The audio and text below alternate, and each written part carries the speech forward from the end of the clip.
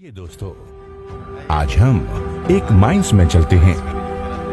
यहाँ साथीगण अटेंडेंस लगा रहे हैं और ये है shift in charge room. Shift in charge की देखरेख में ही पूरे शिफ्ट का परिचालन होता है, जिनके द्वारा अलॉटमेंट का कार्य किया जाता है।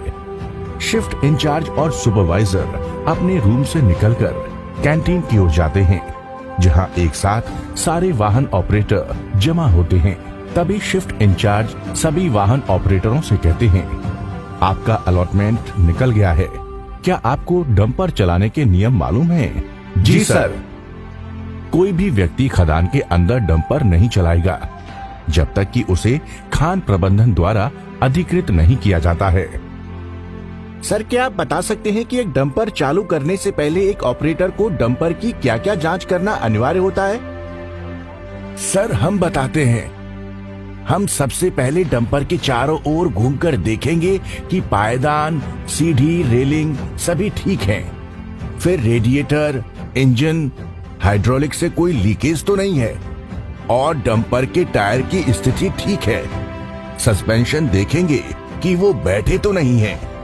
फिर डंपर में चढ़कर सभी सेफ्टी के उपकरण जैसे headlight, horn, backlight, panel light, real vision camera, audio visual alarm, OITDS panel, proximity sensor, seat belt एवं AFDSS काम कर रहे हैं या नहीं। बहुत अच्छे, आप एक बहुत अच्छे ऑपरेटर हैं और सभी को आपने बहुत अच्छे तरीके से जानकारी दी। ये एक एक्सपीरियंस्ड ऑपरेटर की निशानी है। सर, हमें गति सीमा की जानकारी एक बार पुनः दीजिए। अच्छा, हमारे खदान में अधिकतम गति सीमा 30 किलोमीटर प्रति घंटा है, परंतु डंपयार्ड जाने वाले रास्ते पर अधिकतम गति सीमा 15 किलोमीटर प्रति घंटा से अधिक नहीं होगी और डंप पॉइंट एवं पार्किंग स्थल पर अधिकतम गति सीमा 5 किलोमीटर प्रति घंटा से अधिक नहीं होगी। साथ ही ढलान में उतरते वक्त वाहन की गति सीमा नियंत्रण में रखें और RAC स्विच का उपयोग करें। यदि किसी कारणवश विजिबिलिटी कम हो तो गति सीमा 10 किलोमीटर प्रति घंटे से अधिक नहीं होगी। साथ ही हैजर्ड लाइट्स का प्रयोग अवश्य करें। धन्यवाद सर, आपने अच्छी जानकारी दी हमें।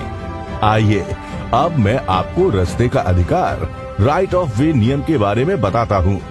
चौराहों में अपने डंपर की गति अवश्य धीमी कर लें और कोई वाहन ना हो तभी आगे बढ़े। अगर हल्के वाहन और भारी वाहन एक साथ चौराहे पर पहुंचते हैं तो हल्के वाहन के चालक को रुकना होता है। साथ ही इमरजेंसी जैसे वाहन जैसे फायर टेंडर, एम्बुलेंस को हमें प्राथमिकता देनी होगी।